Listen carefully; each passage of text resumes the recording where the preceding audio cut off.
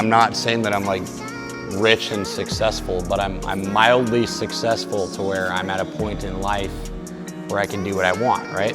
Well, it didn't happen overnight. It took 20 years to get to that point. And during that 20 years, I literally worked my dick into the dirt. My name's Kyle Bertsch. I'm from Hillsboro, Missouri, which is just south of St. Louis, and I make shit rad.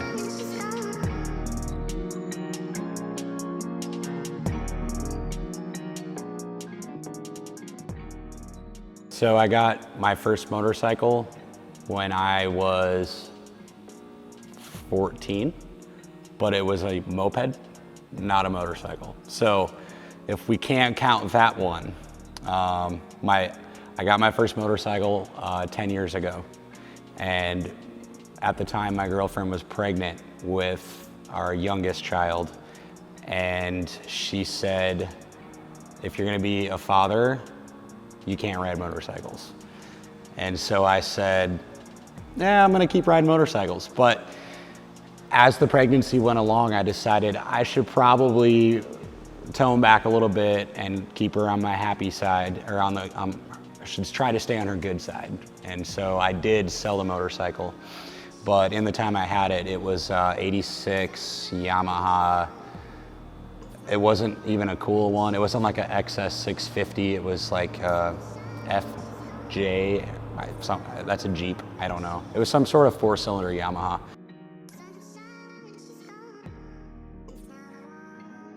What I'm riding now is a 2020 Indian Challenger, and I also have a 2017 Milwaukee 8 Road King. What I like most about customizing motorcycles, I probably can't give you a direct answer on that. It's what I do. It's in my blood. I don't know anything else. So it's, to me, just a way of life. It constantly keeps you on your toes. It's different every day, even though it's repetitive. It's all the same, but you're constantly adapting to new stuff and learning how to fix problems, address problems, and just multitasking in general. So it really does turn into like more of a mental game than a physical game at times.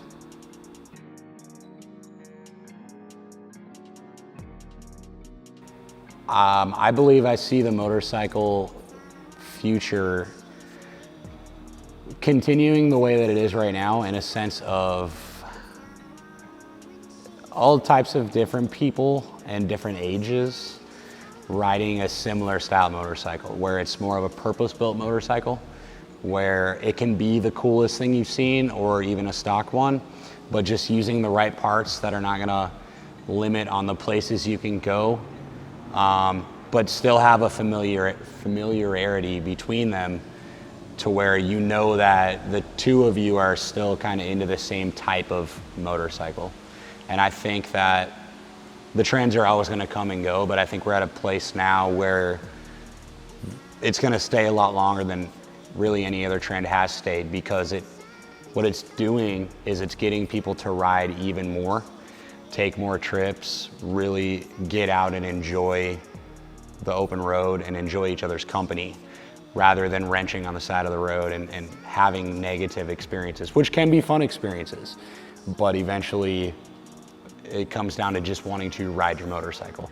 We now have these platforms of these newer bikes that are super fun, super reliable, and it's now just coming down to how much your ass can take it, or how much your life will allow it. And I think that there's no end in sight for this one. I would say that motorcycling trumps all of my other hobbies, because I have the most fun doing it. Not only just riding motorcycle in general, but hanging out with other people, you know, like having people that you really do consider close friends, and then sharing the same experiences with them is the best thing you could do, aside from doing it with your family. And my kids don't really enjoy motorcycles a whole lot, so I think that riding motorcycles is when you have something that you could have the worst day possible and hop on a bike and all of a sudden it just changes instantly. Like now it's the best day because you just hopped on a bike. It's pretty powerful. And I don't really know of any other hobbies that can do that for a person. At least I've never found anything that does that for me, so. I would say I've been customizing bikes for close to 10 years. I would say the better part of 10 years. Not nearly as heavy in the first 5 of those years. I really started more heavy in cars and trucks, and I've been doing that my whole life. But with the experience I've had working on vehicles, I've found that working on motorcycles is even more satisfying because they're not as expensive.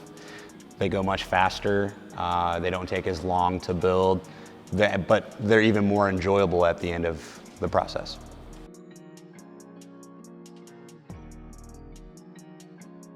The response I've gotten on the Indian build from the Harley community is entertaining, to say the least. I would say that it's probably 50-50 on the support versus people genuinely thinking it's dumb. You're always gonna have hardcore Harley guys. For the most part, that's how everyone is. So it's hard to get those people to change their minds or have a bit of an open mind on just motorcycling in general. A couple of years ago, I would have definitely been the same way. I mean, I respect anybody who's riding a motorcycle, but it's just not the same if it's not a Harley, especially a cool Harley. So when you take any other bike, it's instantly just kind of dorky, kind of, you know, like a Goldwing or a BMW, the guys wearing the yellow vests. It's cool that they're riding, but you're like, oh, well, my bike's way cooler than that. And so once you remove yourself from that mentality and hop on a motorcycle that provides a total different experience, you kind of just get to the point where you're keeping it about the riding and not just about the coolness. But then as soon as I pick one up, I'm not capable of owning something that's not cool. So the Indian, to me, was a good balance because it may be kind of a dweeby, dorky kind of bike to Harley guys, but I could see the potential in what an American V-twin bagger really, truly is. And I could see the potential on what a person could possibly do to those things to make it even more cool. Maybe not make it more cool, but finally make it stand out on its own.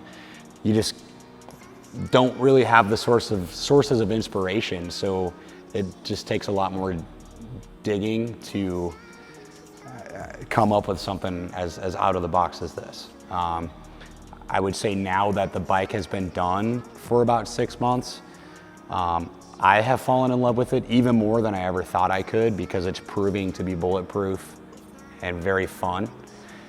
And I think now that other people are seeing that I'm enjoying it as much as I am, I think they're now coming around to starting to accept them. I'll tell you, the jokes have been cut down dramatically. You definitely got to have some thick skin to own a different bike like that because it is never ending.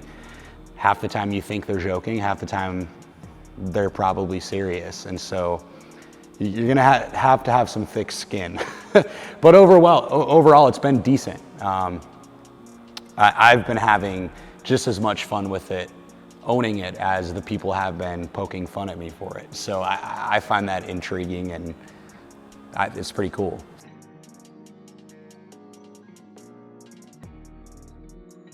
I would say the moment that I realized I needed to own one of these Indians was my partner and I did a paint job on one, and we had a very difficult time working with the lines on the bike. It's so different than a Harley. So once we struggled through it, battled through it, we got it done, the bike turned out fantastic.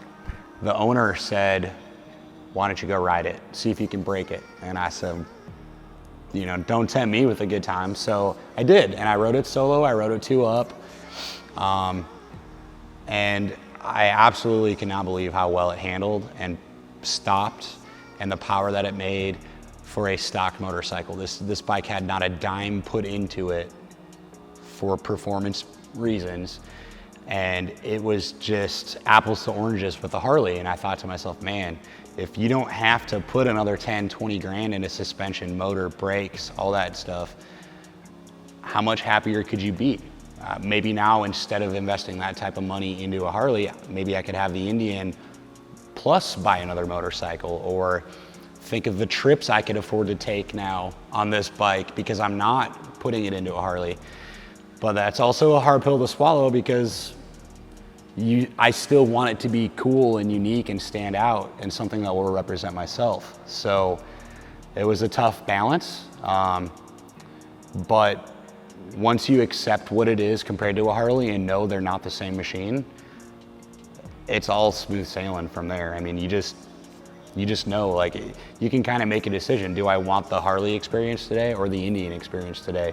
They're that different from each other to where it's pretty cool. I mean, it's not much different than having a bagger and a chopper and deciding on what day it is you want to ride your chopper, or what day you want to take a stroll down the river versus a day you want to go rip around the mountains. It is kind of that much of a difference in the bikes. They're pretty entertaining because of just the motor. It's a total, you feel like you're on a four-wheeler. And at first you're like, man, this is really stupid. But once you get past that part, you're like, man, I can't believe how good this thing runs. It never skips a beat. It never runs hot. Maybe this is what motorcycles are supposed to be like. Maybe you just need to learn to accept that part of this motorcycle and just forget everything you think you know or that you do know and accept what's coming. And once you do, it's a pretty positive experience.